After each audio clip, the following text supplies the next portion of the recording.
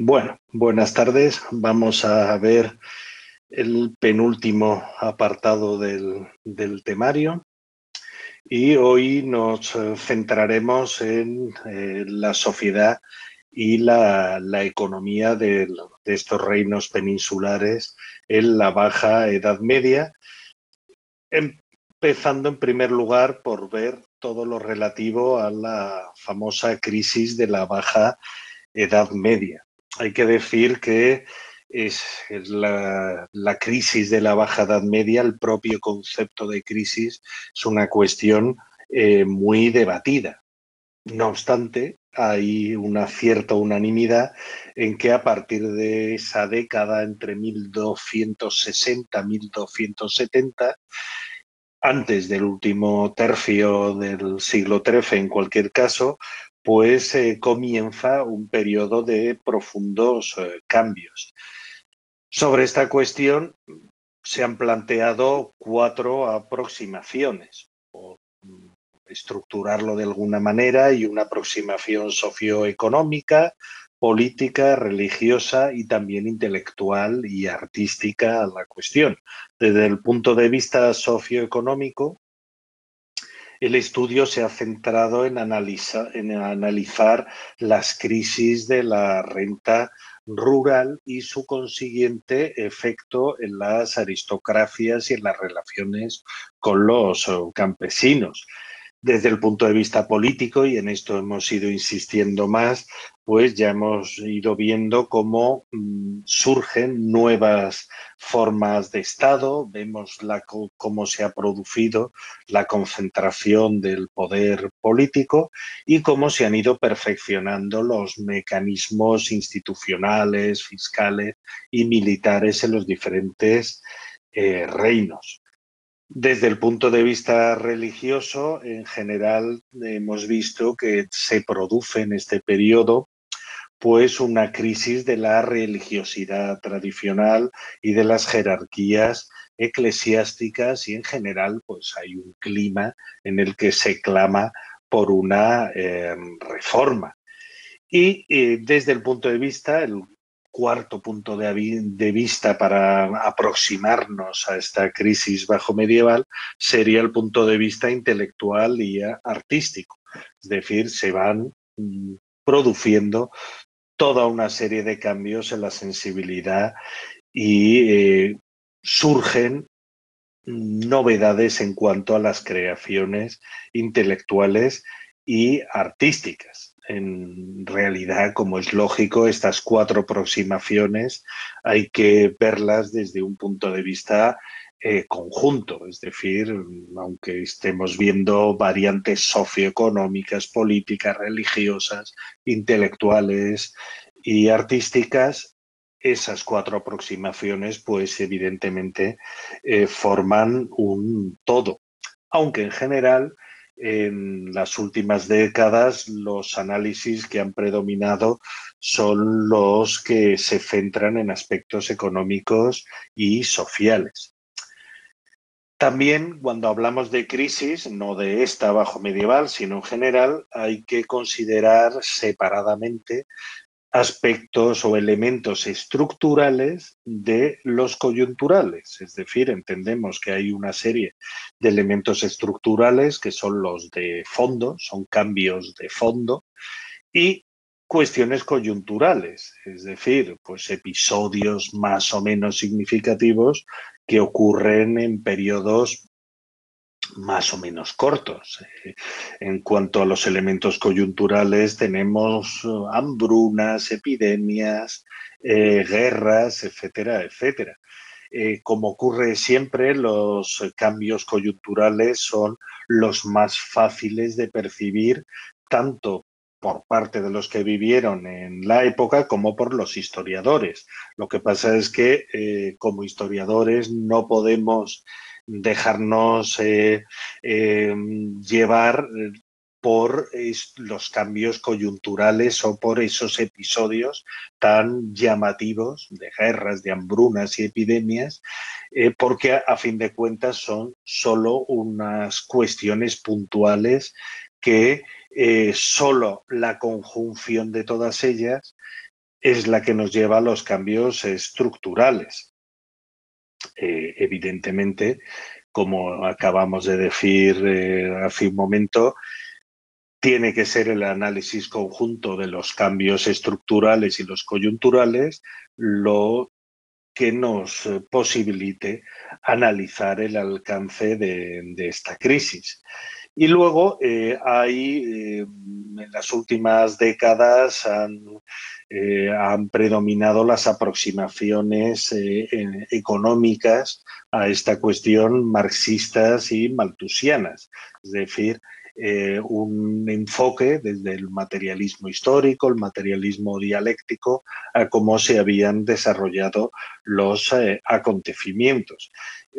Básicamente, cuando hablamos de malthusianismo, pues sabéis, estamos hablando de las teorías del economista británico Robert Malthus, que durante la Revolución Industrial, pues él estableció que la población, por simplificar mucho, claro, que la población crecía en una progresión geométrica, mientras que los recursos con los que cuenta esa población, no crece en esa proporción geométrica, sino en una progresión aritmética. De manera que, como regla general, establecía Malthus que la población aumenta por encima de los recursos y lo que se produce es, si sigue esa tendencia y si no se amortigua de alguna manera,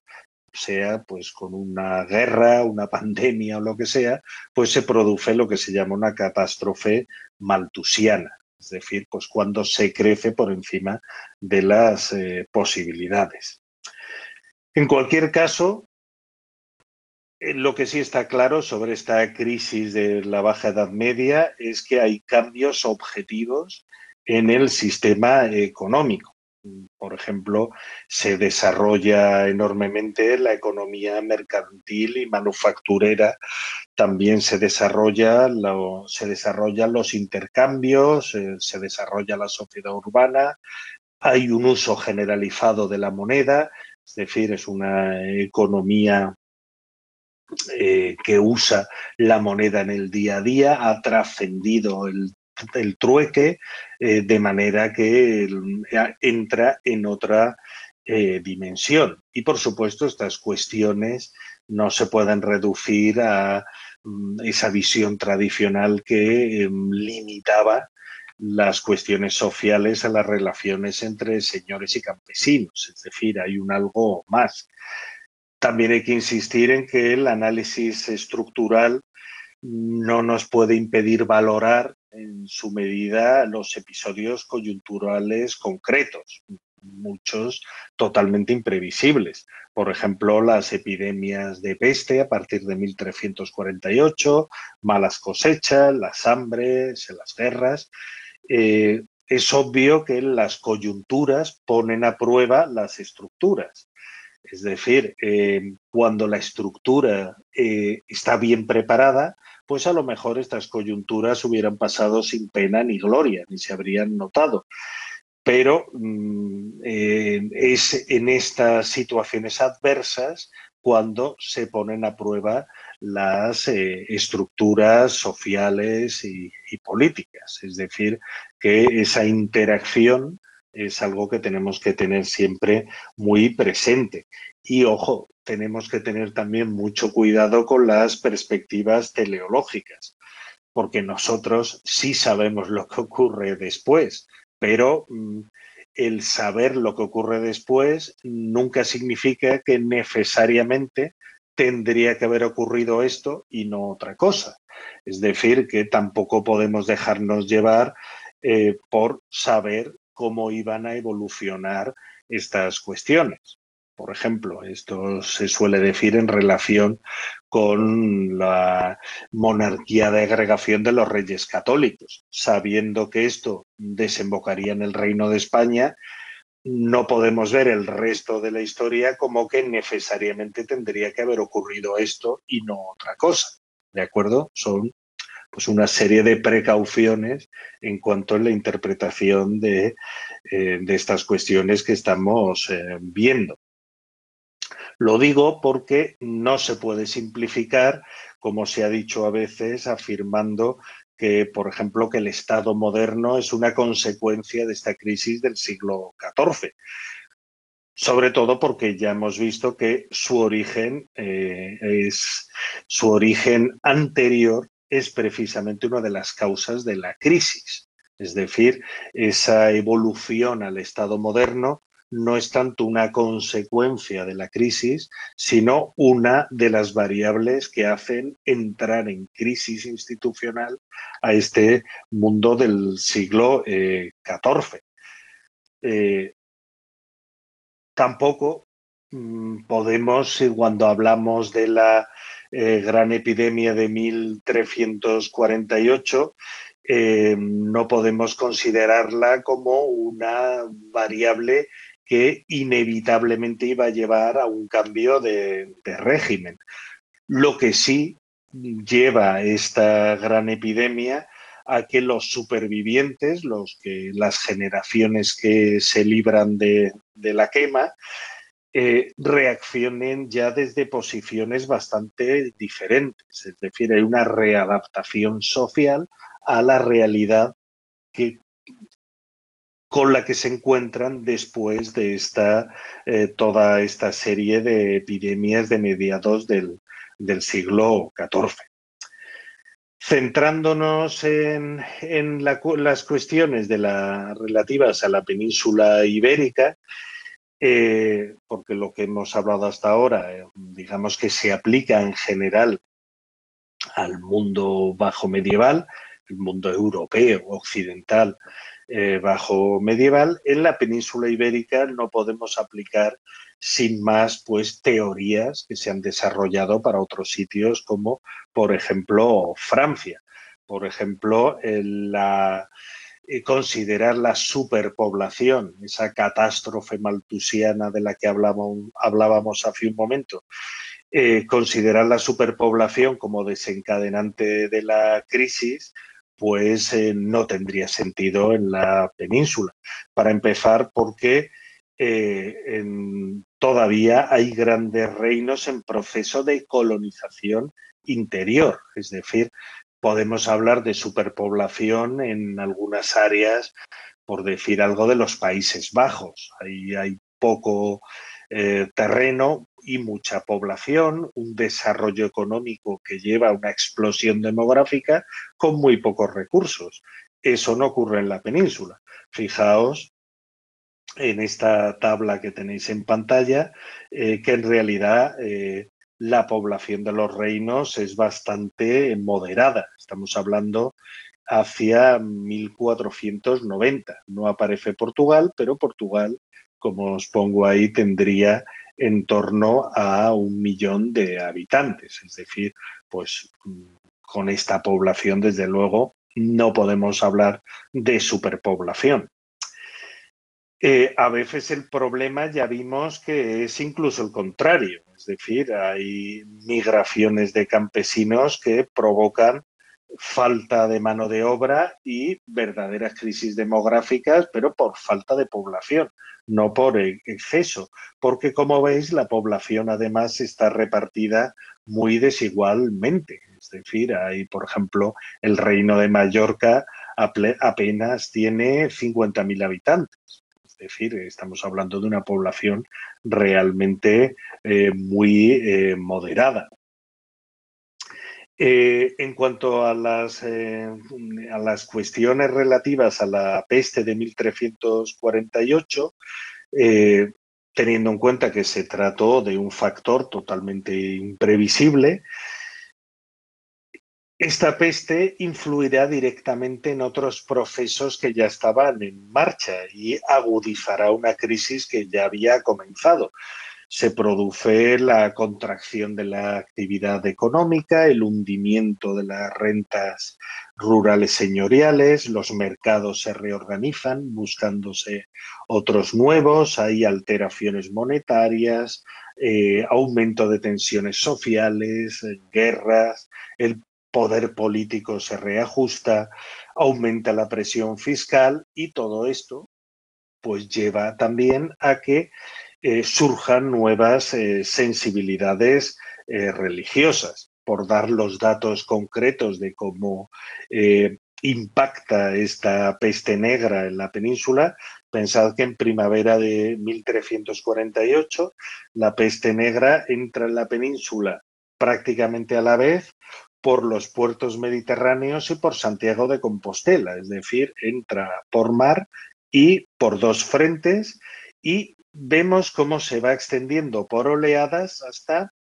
comienzos de 1350, es decir, prácticamente de primavera de 1348 hasta 1350 habrá toda una serie de oleadas que hará que se extienda por todo el conjunto de la península y hasta prácticamente 1400, es decir, durante 50 años, que se dice pronto, habrá repeticiones periódicas de este fenómeno de la peste bubónica y terminará por afectar a más de un cuarto de la población peninsular. Es decir, estamos hablando de una verdadera barbaridad.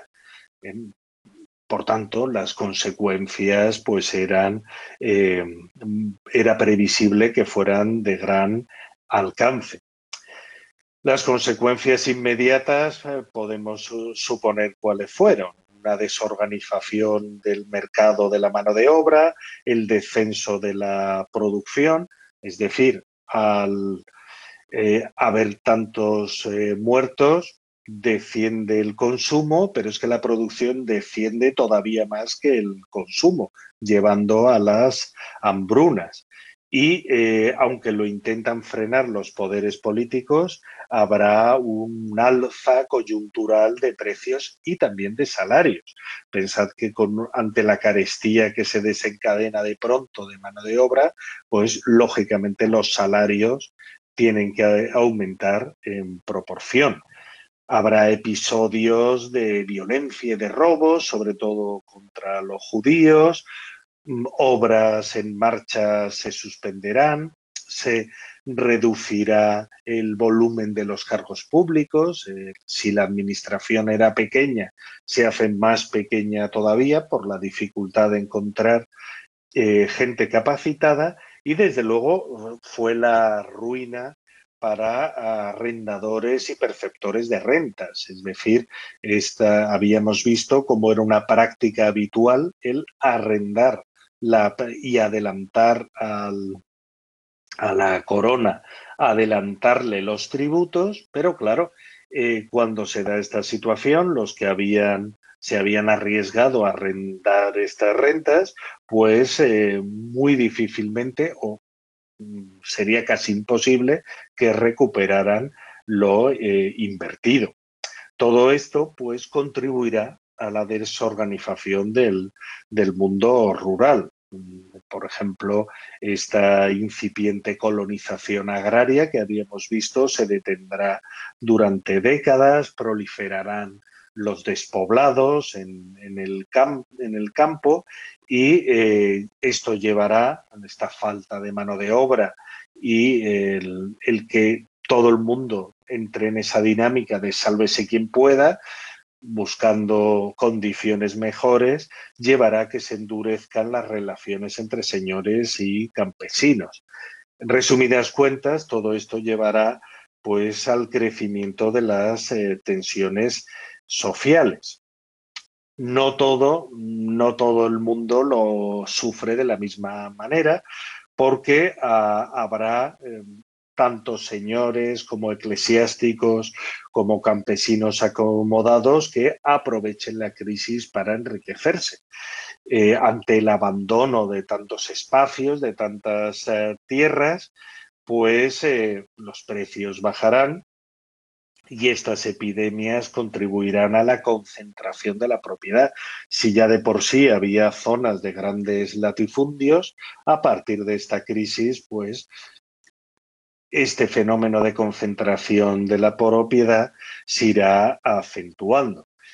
Y, desde luego, estas epidemias potenciarán todavía más el fenómeno urbano.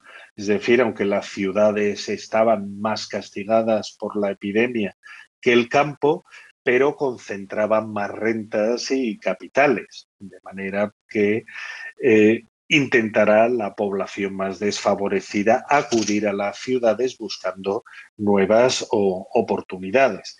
El problema que tenemos a la hora de evaluar qué es lo que ocurrió es que las cifras que aparecen en las fuentes de esta época pues no son siempre fiables. Tenemos datos parciales, pero es que son muy parciales, como pueden ser los censos fiscales y militares. El problema de los censos es que se refieren solo a una parte de la población, que es la de los contribuyentes y los varones en edad de combatir. Es decir, que enmascara una realidad mucho más plural y compleja. En el manual pues tenéis datos específicos al respecto. En cuanto a la población, en general, como vemos en esta gráfica, la población de la península la podemos estimar a finales del siglo XV en unos 6.250.000 habitantes, incluyendo ese millón que habría en Portugal. Hay que decir que en el caso de Castilla, el reparto de población pues es bastante proporcional a su superficie. Es decir, pensad que Castilla, incluyendo a Granada, Castilla con Granada tiene un 68% de la población en un 64 y pico por ciento del territorio peninsular. Es decir, más o menos el territorio que ocupa Castilla es equivalente, es prácticamente equivalente a la población que vivía allí. Hablando de población, entre los siglos XIV y XV se modificará la distribución del poblamiento rural y urbano. Como hemos comentado, surgirá o se acentuará el fenómeno de los despoblados rurales por efecto tanto de la mortandad de la peste como el éxodo hacia las ciudades, lo que llevará a una concentración de la población. Y en todo momento veremos que habrá una pugna jurisdiccional entre las áreas de realengo y los señoríos. Es interesante cómo se ofrecerán ventajas fiscales o incluso habrá coacciones sobre la población para atraerla a los distintos territorios. Cuando hablamos de núcleos urbanos en el siglo XV, estamos hablando en general de ciudades, pero se entiende que podemos considerar núcleos urbanos a partir de 200 hogares. Es decir, cuando decimos hogares estamos hablando del fuego del hogar, es decir, 200 vecinos sería el mínimo indispensable para que podamos hablar del desarrollo de la vida urbana. Pero no olvidemos que el 80% de la población aproximadamente seguiría en el campo. Y cuando hablamos de un éxodo hacia las ciudades, estamos hablando de algo muy moderado en relación al inmenso volumen que tenía la población rural. En cualquier caso, hay una tendencia que ya venía desde el mundo antiguo y es que las mayores concentraciones urbanas se dan en Andalucía, en el sur de la península, esa antigua bética romana, sigue manteniéndose la mayor concentración de la población en las ciudades. En el manual tenéis datos concretos al respecto. Entrando ya en cuestiones estrictamente económicas, en este periodo, como en todos los anteriores, la base del sistema económico seguirá siendo la producción, la renta y el trabajo agrario. Es decir, el mundo agrario será la base de todo el sistema e incluso será la base de la organización social. Hay que pensar también que en muchas zonas seguiría predominando el autoconsumo. No confundamos la economía con los intercambios mercantiles. El autoconsumo, pues, que deja poca huella a veces en las fuentes documentales, sería algo fundamental en áreas bastante amplias. Un fenómeno característico de esta baja edad media será la multiplicación y concentración de puntos de economía urbana, es decir, cómo se van formando verdaderas redes con cada vez más nodos de esa economía urbana en la que se usa cada vez de forma más sistemática la moneda y los instrumentos de mercado. Son todos estos núcleos poblacionales con sus mercados correspondientes, incluso mercados en diferentes comarcas que van creando toda una red cada vez más tupida de intercambios mercantiles. Lo que pasa es que, como sabemos, cuando hablamos de economía mercantil, desde luego la península no conformaba un todo homogéneo. Es decir, la economía mercantil estaba muy desarrollada en zonas como Cataluña, mientras que en Castilla el territorio era muy extenso y con realidades muy variadas. En estos mapitas que os he incorporado aquí al PDF, pues podéis ver las distintas realidades que se dan en diferentes zonas de la península. Desde luego, a pesar de todas estas fases de contracción y expansión de la economía durante la Edad Media, a fin de cuentas no se producirán cambios sustanciales, ni en lo económico ni en lo social. Es más bien al revés. Hay toda una serie de coyunturas de todo tipo, hay tendencias en una y otra dirección, pero al final el sistema se mantendrá y se renovará. Pocos cambios estructurales o prácticamente ninguno veremos a lo largo de este periodo. Hablando ya de agricultura, ganadería y pesca, en el sector, empezando por el sector agrario, hay que considerar tres factores que ya hemos ido apuntando. En primer lugar, esa crisis poblacional que ya hemos visto. Después, cómo se va integrando la producción agropecuaria en el gran comercio y luego la búsqueda progresiva de mejores formas de rentabilidad de la tierra.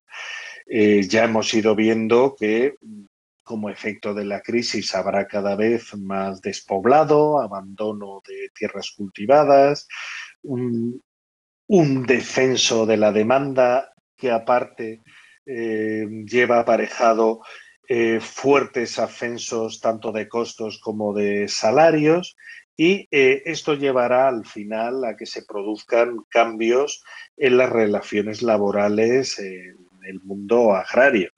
En general tenderán a disminuir las rentas agrarias y en el campo, y esto es una realidad muy específica del cambio, se preferirá en general el cobro en especie, el trueque, para no exponerse a la devaluación de la moneda. Es decir, es una economía muy monetizada, pero en el campo que en todas las épocas suele ser más conservador, para evitar esos vaivenes del mercado, pues se prefiere el intercambio en especie. Esta tendencia que vemos que se produce en la crisis del siglo XIV, llegados al siglo XV, irá cambiando. Es decir, en el paso del XIV al XV, pues vemos que hay un cambio Tenemos noticia de roturaciones, de la puesta en explotación de tierras. Vuelve a ser un buen negocio invertir en tierras y se terminará de agudizar la concentración de la propiedad. Es una señal de que se siguen consolidando las aristocracias, la nobleza territorial. Y ya a finales de la Edad Media, pues vemos que la agricultura tiene una vocación excedentaria. Es decir, ya hay una vocación, todo esto deriva en que hay una vocación de comercializar los productos en los mercados exteriores y urbanos. Pensad que esto es algo perfectamente esperable. Si durante la crisis del siglo XIV y parte del XV vemos como un buen número de habitantes de la península se dirigen a la ciudad, lógicamente la ciudad reclamará, demandará una producción agrícola excedentaria que ni más ni menos dé de comer a esa población urbana. Por tanto, en el campo que se ha ido produciendo esa concentración agraria, ante ese aumento de la demanda, pues se intentará aumentar la producción. Seguirá habiendo, de todas maneras, especialización de los cultivos, cereales en Aragón y en Andalucía, prácticamente como siempre, olivar en zonas muy específicas del Reino de Sevilla, Aragón, Cataluña, Mallorca. Tened cuidado con los términos cuando en este momento, por ejemplo, se dice Sevilla, no se refiere a Sevilla provincia, ni muchísimo menos a lo que hoy entendemos por Sevilla. Estamos hablando del Reino de Sevilla incorporado a la corona de Castilla. En cuanto a la ganadería, en Castilla se produce en estos momentos un gran auge de la transhumancia del ganado ovino, sobre todo como respuesta a la creciente demanda en los mercados de Flandes, donde va sustituyendo a la lana inglesa. Este tipo de ganadería ovina beneficia a todo el mundo, beneficia a la Hacienda Real, a los grandes propietarios de tierras, a los gobiernos municipales, a los propios ganaderos, como no.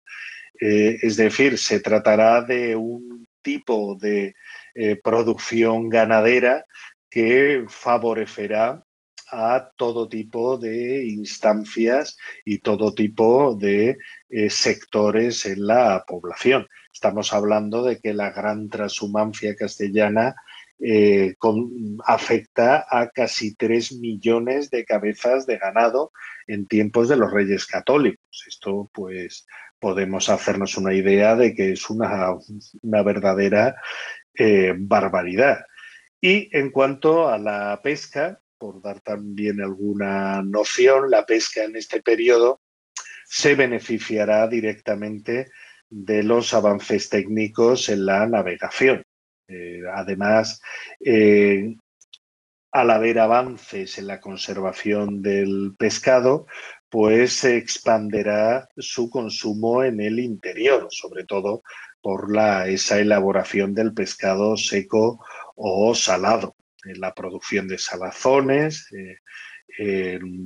por ejemplo, las almadrabas atuneras del sur, donde esta tradición, como sabemos, viene de época romana, pues esta producción de salazones, por supuesto, será ampliamente excedentaria y los productos llegarán a todo el interior. Pasando a el desarrollo de la economía mercantil, desde luego, si tenemos que decir, tenemos que hablar de una innovación en la Baja Edad Media, desde luego es el desarrollo de las actividades mercantiles, que además es lo más estudiado por parte de la historiografía. En este caso, la variable fundamental será el desarrollo de la navegación. Ya hemos comentado en alguna ocasión la gran importancia que tiene el transporte por vía fluvial y marítima, que es infinitamente más rápido y más eficiente que el transporte terrestre. Entonces, ese desarrollo de la navegación, desde luego, llevará de la mano una verdadera explosión de la actividad mercantil. Por ejemplo, tenemos en Castilla cómo se multiplican en este periodo las ferias en núcleos menores y zonas rurales, como comentamos antes, creándose verdaderas redes comerciales, o como en Aragón hay un comercio a gran escala muy desarrollado, con un especial papel protagonista de las lonjas que se dedican específicamente al comercio. En Cataluña, concretamente, vemos cómo los mercaderes se organizan de la misma manera que las ciudades mercantiles italianas. Es decir, se trata de una tendencia que vemos en todo el mundo europeo occidental de la época. Y desde luego, como elemento fundamental para el desarrollo de esta actividad mercantil, tenemos la monetización del sistema económico que se va acelerando cada vez más. Sobre el sistema de cuentas, pues tenéis detalles más concretos en el manual. En estos momentos, pues vemos cómo a la par que se desarrolla el comercio, también se desarrollan mecanismos que faciliten esos intercambios comerciales, como el préstamo de dinero a largo plazo, algo fundamental en el desarrollo de esta economía mercantil. Vemos también los precedentes más antiguos de la banca, las actividades de los cambistas. Pues son cuestiones que evidentemente van totalmente de la mano, son interdependientes. En cualquier caso, desde la corona se procurará controlar legalmente estas condiciones en relación con los préstamos, sobre todo para evitar abusos y limitar las tensiones sociales que pudiese producir esta actividad. En cuanto a las actividades comerciales y manufactureras, vemos para esta época cómo va adquiriendo creciente importancia la artesanía y ese comercio de abastecimiento de los núcleos urbanos. Estos núcleos urbanos que, a fin de cuentas, serán el principal motor de la actividad comercial. Sobre estas cuestiones, pues cómo se regula el régimen de oficios, en las distintas figuras como el almotacén, los alamines, etcétera, etcétera, pues tenéis los datos concretos también en el manual. En cualquier caso, vemos que este régimen de oficios estaba muy bien adaptado a la producción destinada al mercado local, ¿de acuerdo? Pero las manufacturas destinadas al gran comercio funcionaban de otra manera. Es decir, cuando hablamos de oficios, de gremios, etcétera, no estamos hablando de la gran producción destinada a la exportación. En este caso serían los principales mercaderes los que controlaban el conjunto del proceso productivo, desde el suministro de materias primas hasta las retribuciones del artesano. Es decir, no confundamos términos, se trata de actividades destinadas a redes comerciales de distinto alcance. Se trata también en el manual del caso específico del comercio exterior catalán, y aquí se trata de un término que es bastante interesante, que es lo que se llama el tráfico triangular. Es decir, no pensemos que cuando hablamos de el comercio en esta época estamos hablando de llevar una mercancía del punto A al punto B, sino que lo más frecuente es en una navegación que suele hacerse de cabotaje o que suele hacerse con diferentes escalas, resultaba frecuente ir vendiendo en unas escalas los productos comprados en otras, o lo que ya estaba muy extendido desde la época del Imperio Romano, que es el comercio de retorno. Es decir, por ejemplo, si se lleva, por ejemplo, mercancías de la península a puertos de Rodas, de Chipre, de Beirut, de Alejandría, todos estos puertos, como es lógico, de retorno se traería toda una serie de mercancías de alto valor añadido como importaciones, como pueden ser especias, tejidos de seda, de lino, de algodón, etcétera, etcétera. Es decir, que como vemos se va haciendo cada vez más complejo este mundo de los intercambios comerciales. Y en lo que se refiere al comercio exterior castellano, pues tendría un carácter diferente al que hemos visto en el mundo de la Corona de Aragón y sobre todo de los mercaderes catalanes. En este caso, los principales clientes, lógicamente, serían los reinos hispánicos fronterizos de Castilla, pero adquirirá creciente importancia el comercio con Flandes. A Flandes se exporta lana, hierro, vinos, etcétera, y se importa la pañería flamenca, también inglesa, francesa, pero menos, lienzos, tapices, etcétera.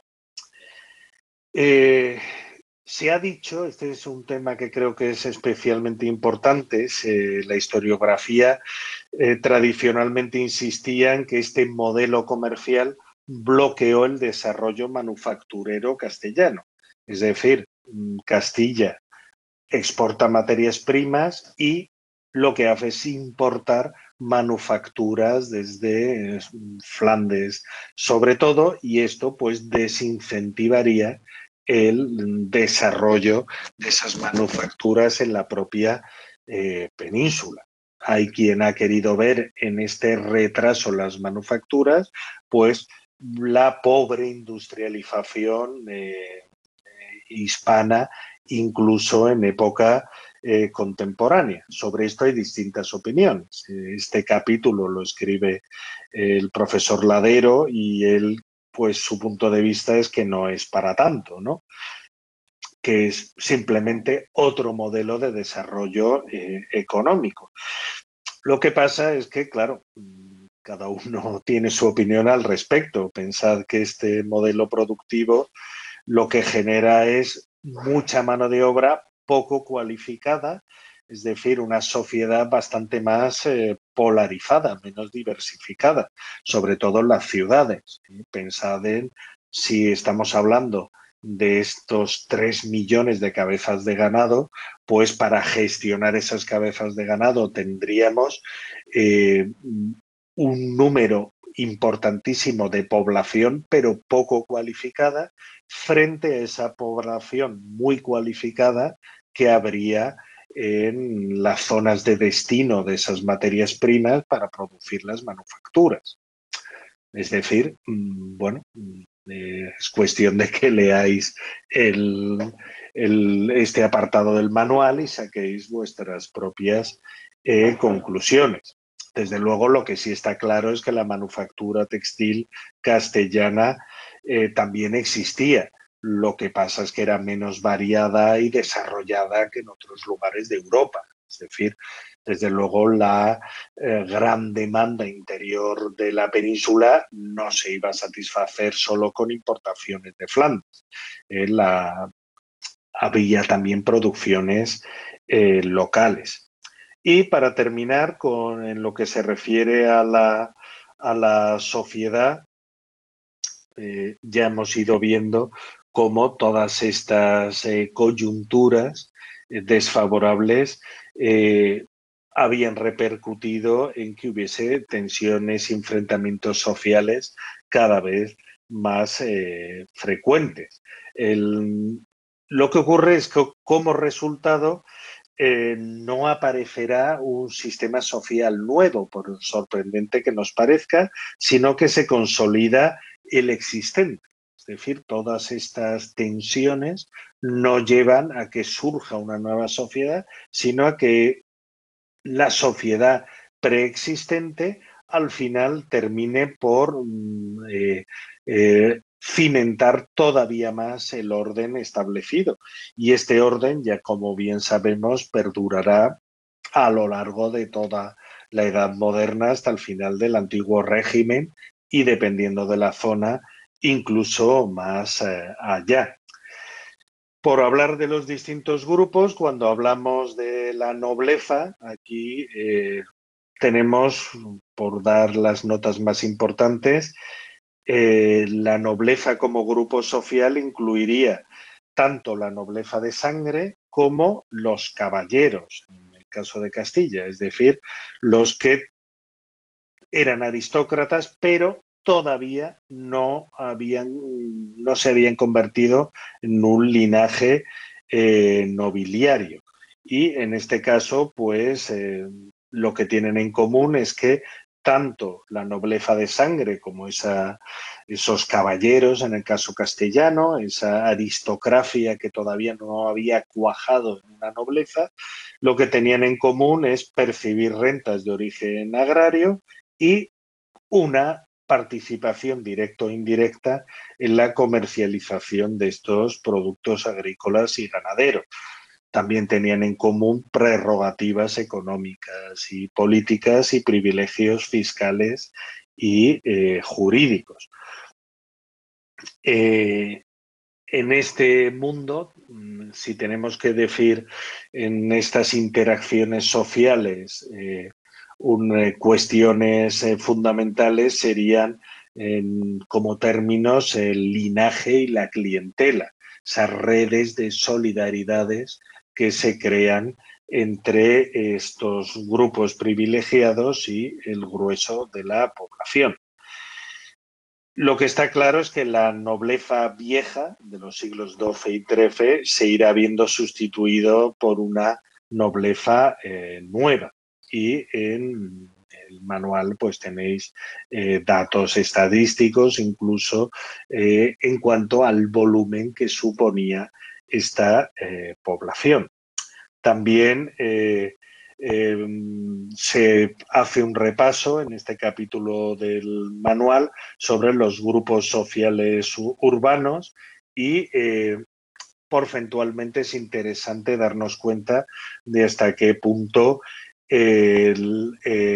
ese sistema piramidal de reparto de la riqueza y reparto de los privilegios se traduce de la misma manera en la ciudad, de manera que las élites urbanas representarían tan solo en torno a un 3% de los vecinos, con un 20-25% que serían unos niveles medios, maestros artesanos, mercaderes, etcétera, y el 70% de la población urbana pues serían los asalariados en general.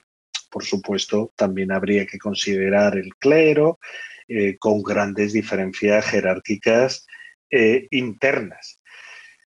Por establecer una diferencia entre los distintos territorios, pues hay que decir que en la Corona de Castilla el patriciado urbano se integra con la pequeña nobleza en el gobierno de las ciudades y en la Corona de Aragón hay una diferencia importante, que la nobleza, aunque viva en la ciudad, no suele formar parte del gobierno municipal. Es decir, que en la Corona de Aragón vemos una mayor presencia de esta naciente burguesía en el gobierno de las ciudades. Y para terminar, pues el campesinado que, como hemos visto, seguía, a pesar de todo, suponiendo el 80% de la población peninsular y paradójicamente es de los que sabemos menos porque hay muchas menos fuentes en relación con esta gran masa de la población. En general, asistimos en este periodo a una mejora económica de una minoría del campesinado, pero en general el acceso a la propiedad de la tierra seguía estando en manos de muy pocos y eso lastraba en gran medida la promoción y el avance social en este mundo rural. Y hay unas paginillas para terminar en este tema, que no las olvidéis, en las que básicamente se pasa revista a las tensiones sociales en el campo, muchas de ellas a cuenta de esto que veis en esta imagen, es decir, vinculadas estas tensiones a la implantación de las órdenes militares y la disputa por el control de la tierra entre estas importantes órdenes militares y, los diferentes núcleos que se van conformando. Y eso es todo. Ya sabéis, para cualquier duda, pues aquí me tenéis. La semana que viene, pues terminaremos con el último tema de la asignatura. Así que, gracias.